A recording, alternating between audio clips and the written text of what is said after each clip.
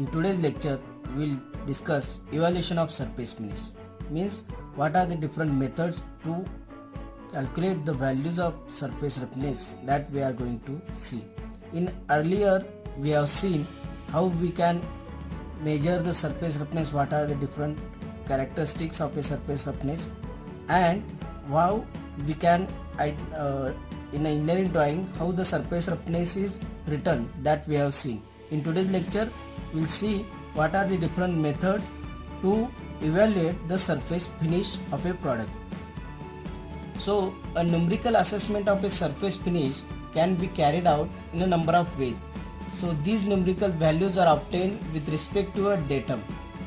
So in practice, there are three methods used for evaluating primary structure of a surface. So primary structure is a roughness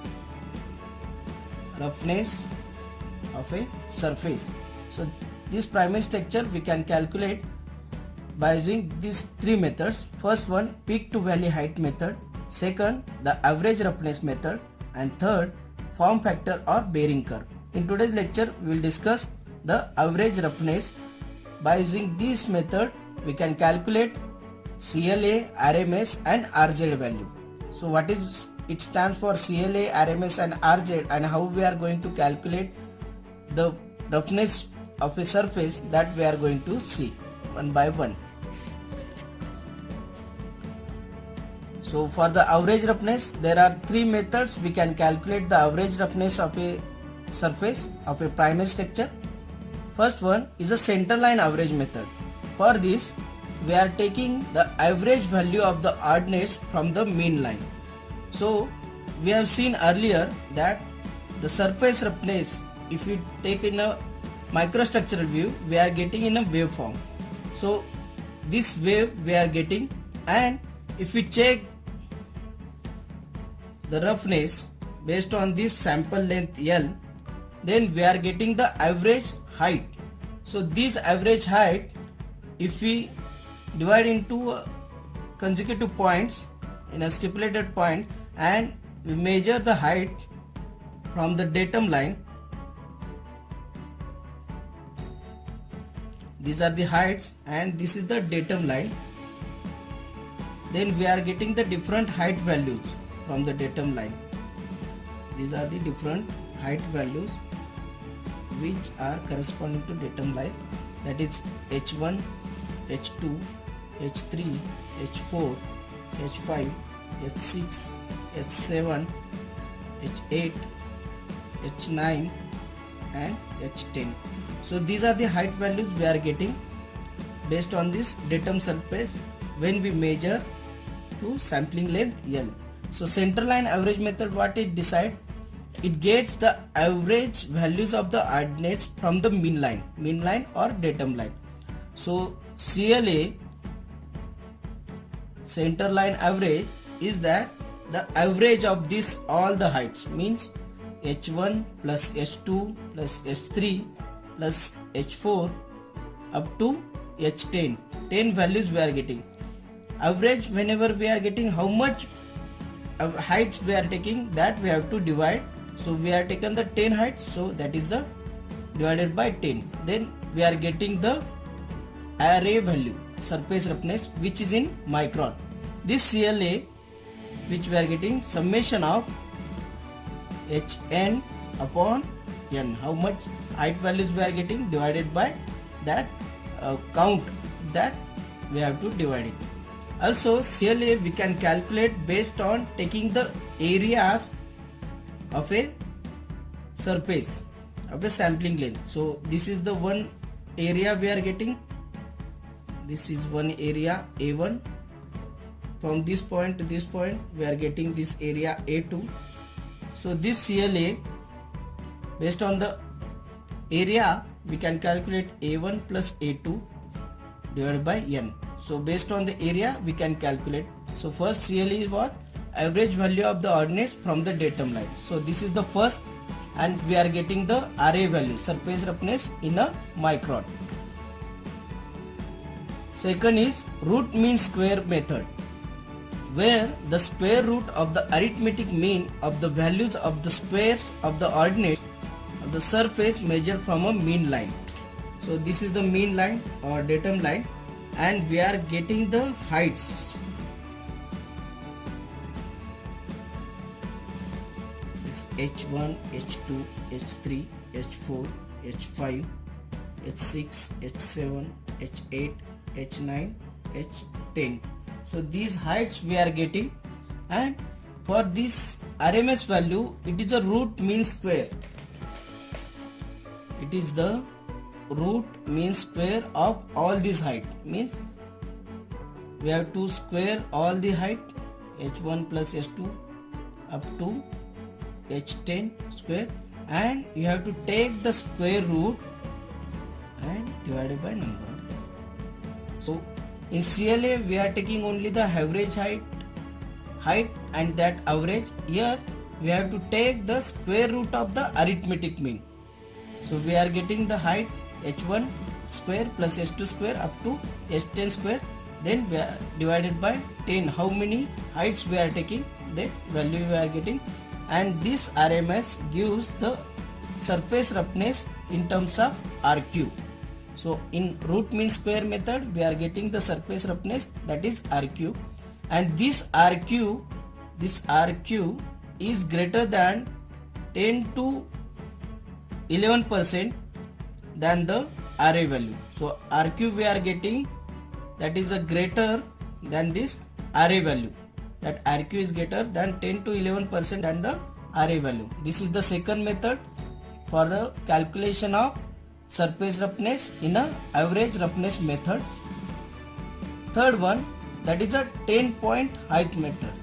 In this, the average difference between the 5 highest peak and 5 lowest peaks of a surface texture within the sampling length we have to take, and these measured from a line parallel to the mean line and not crossing the profile is used to denote the amount of the surface roughness. Suppose this is the sample length L.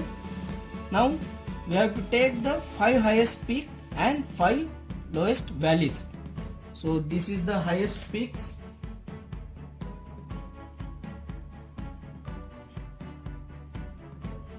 So these are the highest peak we are getting, that is H1, H2, H3, H4, H5. These are the highest peak, and we have to note down the valleys. So this is H6, H7, H8, H9 and H10. So in this 10-point average method we have to take the difference between 5 highest peaks and 5 lowest valleys. So this 10-point method gives the RZ value, that difference between the highest peaks, 5 highest peaks and 5 highest values. So this H1, H2, H3, H4 and H5 gives the highest peak. So H1, H2, H3, H4 plus H5 gives the highest peak, and we have to take the difference based on the lowest values. So this H6, H7, H8, H9 and H10 are the values, and we have to take the average, means 5 heights we are taking, then we are getting the RZ value.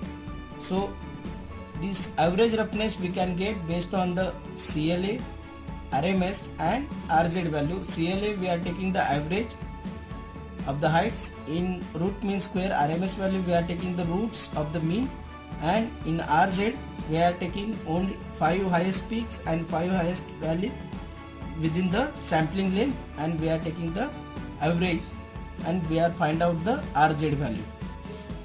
So in a numerical terms we will see one numerical to find out the RA and RZ value, that is CLA, RA and RZ value. So the problem, in the measurement of surface roughness, heights of 10 successive peaks and valleys were measured from a datum as follows. So these are the values we are getting. If these measurements were obtained over length of 20 mm, determine CLA, that is RA value, and RMS, that is RZ values of the surface. So CLA, that is RA, that is the average heights. So we have to take the average 25 plus 40, 22 plus 35 plus 18 plus 42 plus 25 plus 35 plus 22 divided by 10. We are taking the 10 successive peaks and valleys. So if you solve this, then we are getting the values is 29.9 microns. 29.9 micron, we are getting that CLE RA value. Then RZ, that is RMS, you have to square all these values and you have to take root mean square. Root mean square means square all these values: 35, 25 square, 40 square, 22 square, 35 square, 18 square, 42 square, 25 square, 35 square plus 22 square divided by how many we are taking? 10 successive peaks and valleys.